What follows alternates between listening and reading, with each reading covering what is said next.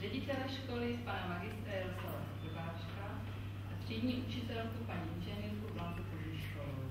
Vítám mezi námi také místostarostu města, pana inženýra Jaroslava Váchu, kterého tímto prosím o slovo.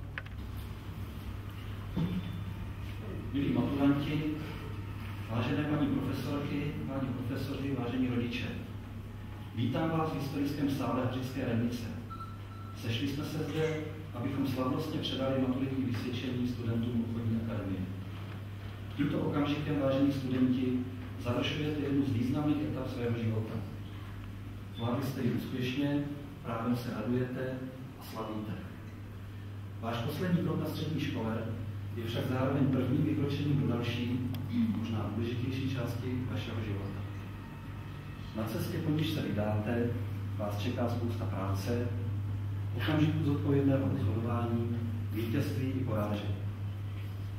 Berte život se vším, co vám přináší, s moudrým nadhledem.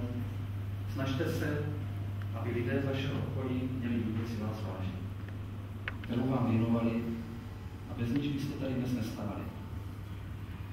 Dík a uznání patří samozřejmě k vašim pedagogům. Celý život budete čerpat z vědomostí, které jste nabili při studiu na Hořické škole. Věřím, že na Hořice ani na svou školu nezapomenete. Vážení maturanti, přeju vám v životě hodně štěstí, radosti a úspěchu. Bývalí studenti, bohužel, nebo pro vás bohudík, jsem použil výraz bývalý, protože chvíle, které nás po 4 roky poutaly k sobě, nenávratně mizí, ale mizí, bychom řekli z ekonomického hlediska, pracovně právní vztah učitele a žáka zůstává i nadále.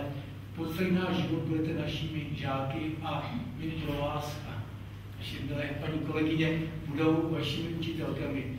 Já věřím, že ty 4 roky, které jste u nás prožili, jste prožili v pohodě. Studentská léta na střední škole jsou ta nejkrásnější, která v životě lze prožít. Chtěl bych vyjádřit přesvědčení, že kdykoliv budete mít cestu a budete v Hořici, pokud nejste místní, tak si budeme přát, abyste nás přišli navštívit.